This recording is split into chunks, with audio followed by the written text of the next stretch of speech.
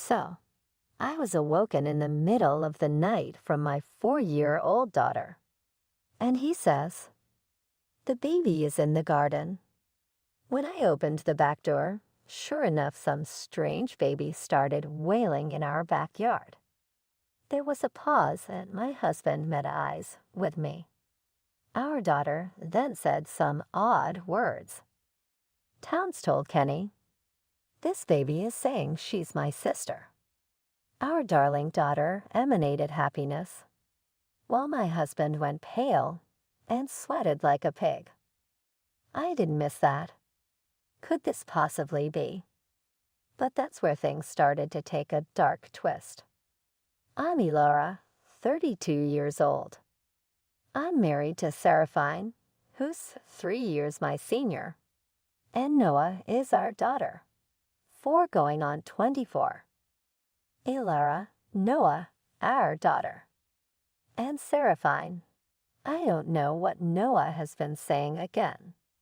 My husband looked at me and our daughter Noah and just sighed in disbelief. This happens every day. Actually, my daughter appears to possess some sort of spooky animal and baby whispering gene. I did not believe it at first myself, but the odds are so crazy that I could not ignore. Do you remember smiling 15 minutes ago when my daughter was whispering something to the neighbor's dog and suddenly looked up? "Noned Bakery is on the way, dog. Smells like bread." Noah wants bread. I stared at my daughter with a half frown, but moments later, the bakery van really did drive past us. I was taken aback. As we visit our relatives and see that they had their newborn baby at the time, who was only 6 months old, maybe my little girl is whispering to her playing around, giggling. This baby put something shiny under the sofa as a practical joke. With only half a heart in it, I bent to peer under the couch, and there was that prize ring our loved ones were sure had slipped away. I could cite countless examples like that, but my husband never believed in our daughter. Elora, Noah, don't say things like that to other people because it is embarrassing. But for now, although my wife didn't have a name to attach to this sensation at the time, and probably still doesn't, I know our daughter's patience was something else happening altogether. Even though I really do not want Noah to be Neptune or removed from the NSG and ridiculed by others. So I resolved never to whisper even a hint about how Noah had spoken with animals or babies outside the house. But Noah was a good boy. If I asked him to do something, he would listen.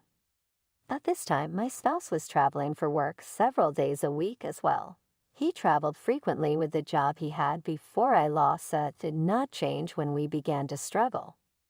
My husband had to work long hours, so this led my baby girl and I raising her energetically up while working full-time. To be fair, it was darn tough, but I tried to make sure that wherever possible, when my husband came home, he could let his hair down and relax. A year earlier, we were at the onset of this thing. Randomly, one day, $5,000 got pulled out of our joint account. It was the college fund for our daughter. I was flabbergasted and immediately confronted my husband when he came home from work.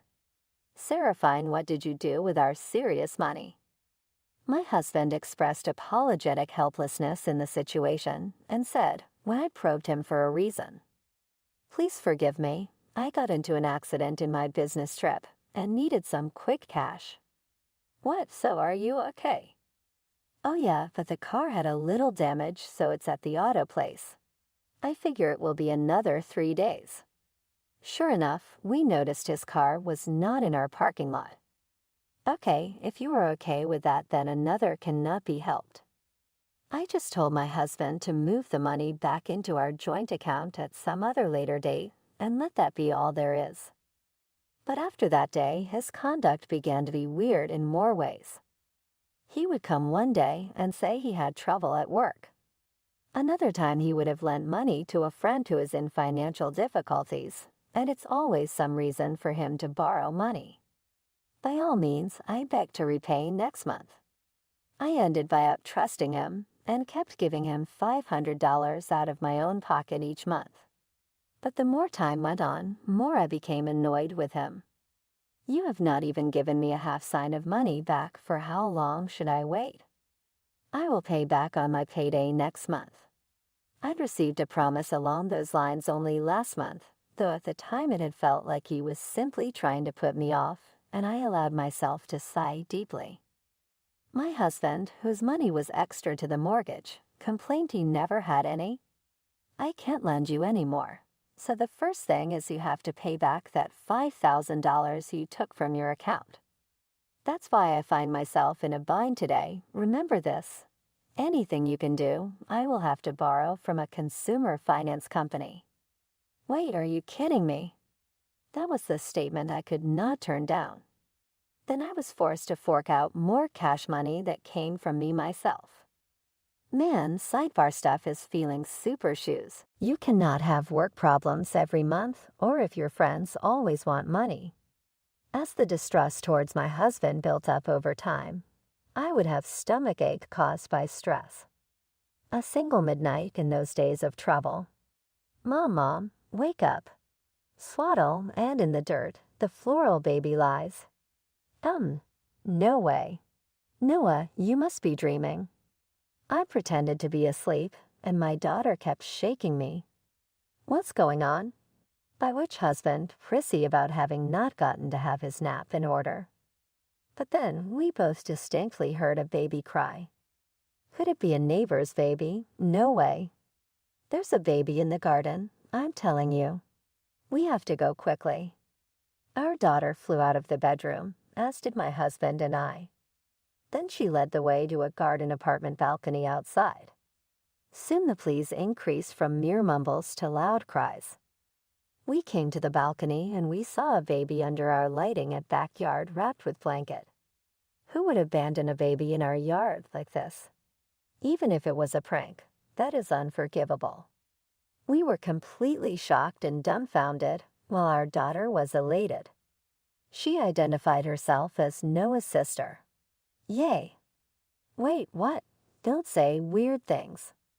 I was quite perplexed. However, my husband thundered a little noisily at our daughter.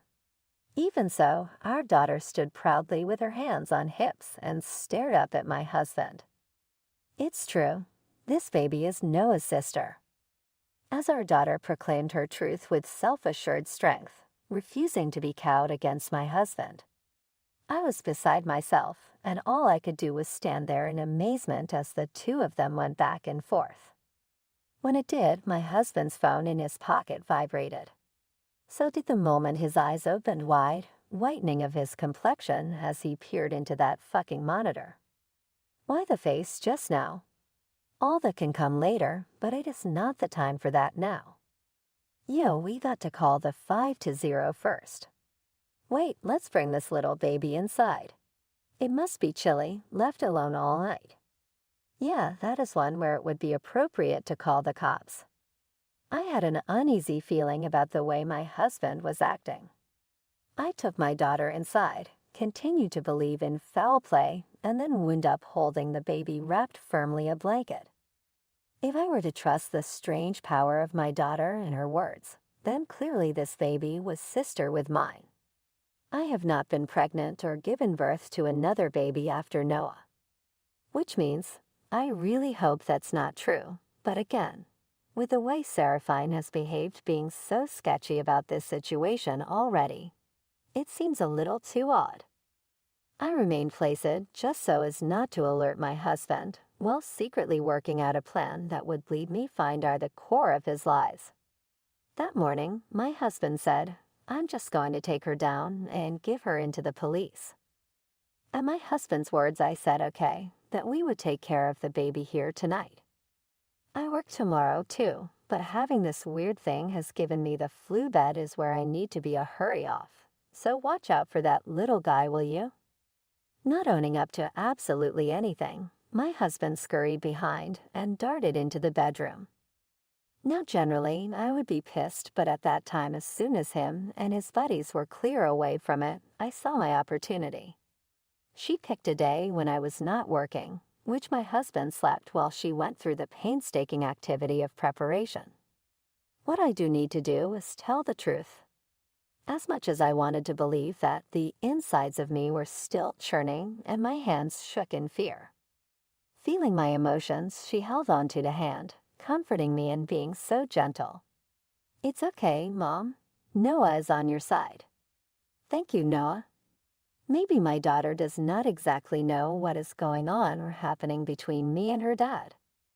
Nevertheless, I mustered all the courage in me to face my hubby for my daughter's sake and set things straight. And so, the long night was broken and we greeted a new day. My husband jumped up and acted all distressed as soon as he sat eyes open. "I have been drafted into work / has come a short notice to work. I'll go to the police when I'm home, my baby you care during the day." Tilled. Over those words, he left in a hurry without having had breakfast. "Goodbye, be safe on your way." I gave him one final smile as I saw him out the door, in typical fashion. The moment Seraphine had walked, driven away from the house, I acted instantly. I grabbed my daughter and the baby, who I was only too happy to get away from for a few hours at this point in time, jumped into my car. My other half messed his back up playing sport, and drove an hour down south to my parents' house. Then I grabbed my phone. In point of fact, when my husband was fast asleep, knocked out, I unlocked his phone with his thumbprint and tossed a tracker on there. I used it to get in my car and follow the map location. So I pulled up to an ancient brick apartment building. But not knowing what room, I proceeded cautiously down the hall to each door and checked. At last the noise from a first-floor chamber separated into passionate arguing between a man and woman on the ground floor. What do you want me to say about leaving the baby here in our home? So who did this, and what was that message about? What I would know was my husband's unmistakable voice calling out to the other, accusing him. As I wrote, didn't it say, "Take care of the child"? Oh, so you just did not read the message properly, or are donkey years of learning to understand things, let alone written text. A shrill woman's voice retorted, echoing to outside the entrance my husband standed. I had been listening in for so long, but their argument made it clear that this was never going to be over. "I'm sure this is the place." On that certainty, I twisted the knob to what room voices of arguing came. The door opened with force as though unlocked. My husband looked surprised to see me when I entered. "Elara, what are you doing here?"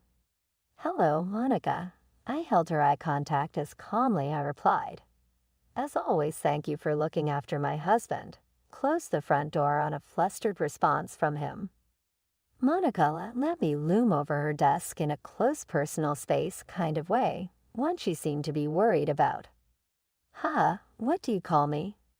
"Some little girl, I won't say who, but heard about you."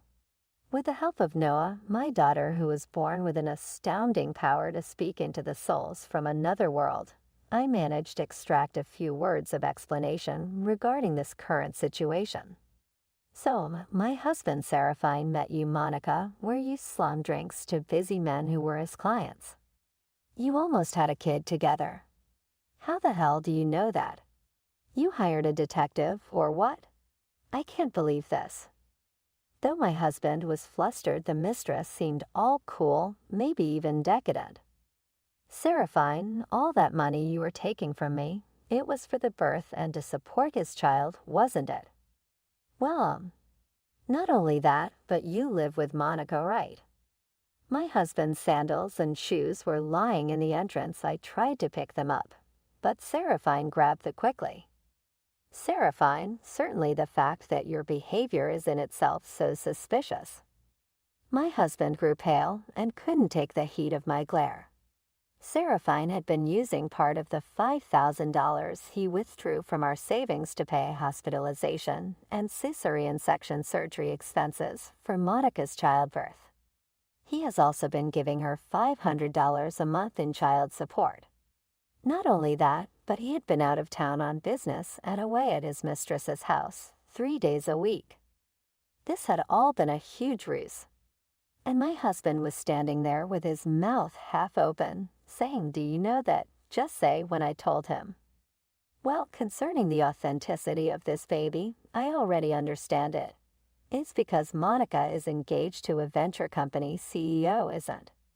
Huh. You abandoned the baby and headed up our way because she was interfering in your plan, didn't you? She had waited until it was late at night to leave him on our front porch and then texted my husband a message. He unlocked his phone and he sent a new message, which I saw with my own eyes. He had never anticipated I would know all of this. My husband looked surprised and reached for his pocket as he watched me. That is why you attempted so frantically to keep me beyond the cops attaining initially. Proper. How much do you know? His forehead was moist with sweat, like it belonged to a frog looking at an oncoming snake. Meanwhile, the mistress was checking her watch over and over again. Hello, do you mind leaving your marital problems out of my office? Just go away for a while, will you? I am about ready to get my date started. As if it is not your concern. You cannot do anything to a person's husband and think that you will go scot-free. It's not like that. For a moment I thought Seraphine was just fucking with me.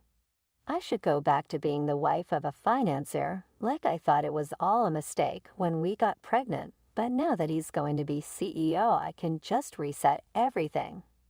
My husband was speechless, and Monica just continued to make her selfish comments. I can never approve that. Adam, in hindsight, I have no idea what you were trying to do, but obviously it was so terrible that dumping the baby onto me seemed like a good plan. Shut up. Seraphine goes for you getting me knocked up in the first place, bozo. Let's go, put your shoes on. With no inhibitions, Monica went on to fire off at my husband. You are the dad, so he needs to participate and develop with your kid.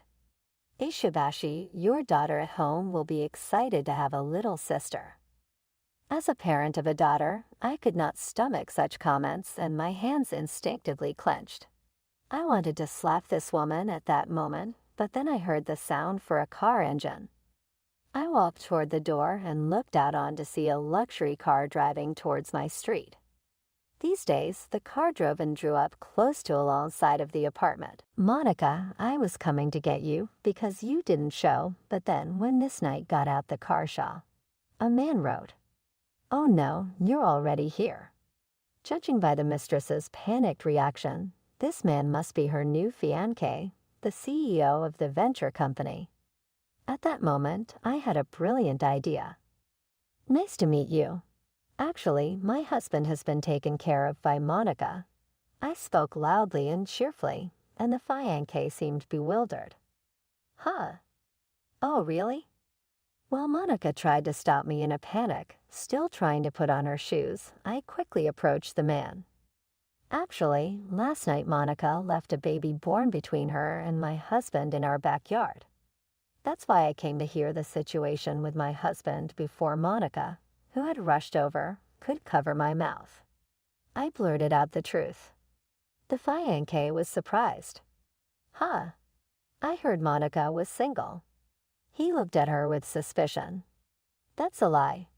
Everything this woman says is nonsense, so don't believe her. Monica desperately tried to make excuses while sweating profusely, but the CEO of the venture company wanted to hear the details, so I told everything I knew. During this time, Monica tried to deceive somehow, but I managed to overpower her and reveal everything. The man then said, "What kind of woman are you?" And then to Monica, "I don't want a liar like you. Don't ever contact me again," he said coldly and got into his car. As the CEO of a venture company, he probably wanted to avoid such scandals. Wait, there's more to this. Please let me explain. Monica tried to cling onto the car, but when I stopped her, her fiancé drove off without even opening the window. No, my bright future as the CEO's wife. With a thud, Monica dropped to her knees and sat down on the spot, realizing what had just happened. Then she quickly looked at Seraphine. "Hey, Seraphine, I'm sorry. Let's continue to get along well, okay? Let's take back the child from this woman and live happily together as a family of 3. She leaned into her husband's chest, looking up at him with a pleading gaze. "What kind of person is she?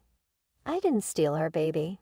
She's the one who irresponsibly left the baby in our yard." I was gaping at her sudden change in attitude, and it seemed Seraphine had had enough of being manipulated by Monica. Furrowing his brow, he glared at her. "Enough, I can't deal with you anymore," as he pushed away the mistress who had clung to him. She had a fierce expression like a demon. "Huh, I'm saying I'm going back with you, Monica." Furious, she scratched her husband's face with her nails, sparking a violent fight between them. While I watched in silence for a while, there was no sign of it ending. It takes 2 to tango.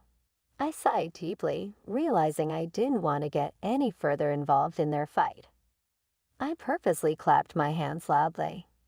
"All right, that's enough." Both of you, feeling exhausted, I stopped them, being fed up. "Anyway, I'll be demanding compensation for the affair from both of you, Seraphine, plus a divorce settlement." "Hold on a second. Don't talk about breaking up. This is not a joke. I can't pay compelled, though."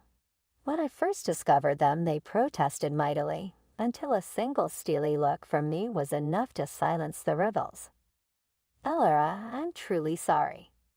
This woman, I cannot break up with her, so you forgive me. I'm not soaking, don't you understand? I've just had enough of you.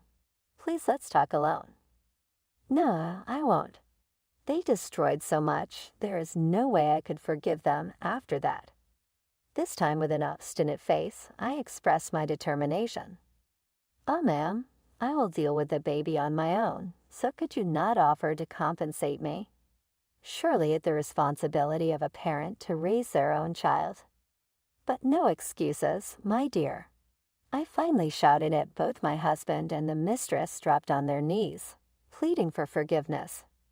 That right there in front of me caused a realization that I no longer had any love for my husband. Regret your actions. Fork out repayment, even if that means stealing. I cannot not think about Noah's face. It's your own fault. Don't come near me. My husband knelt and took my hand, the sorrow in his eyes, when he then looked into mine. "Elora, listen carefully. If we get a divorce, Noah will be sad. That you hide behind our daughter like that is your disgusting side. Don't worry, so I will make her forget the face of a father who cheats." His hold slackened when I said that so coldly. I had to take the chance and get rid of him. What am I supposed to do tomorrow if you leave me? Survive on your own. Goodbye. I will send you a packet of the divorce papers later. I turned to make my way back outside and saw a curious cluster of people gathered around the apartment as I walked away, leaving those 2 at entrance. The door was open and everything went through it. Oh, my goodness. I never thought something like that would happen. I knew they would get scared by the commotion and immediately ran to my house. My betrayer and his mistress were hung over with heads bowed, shame barely contained within their diseased skins. And as of this moment, my future was unwritten, but I would write into it with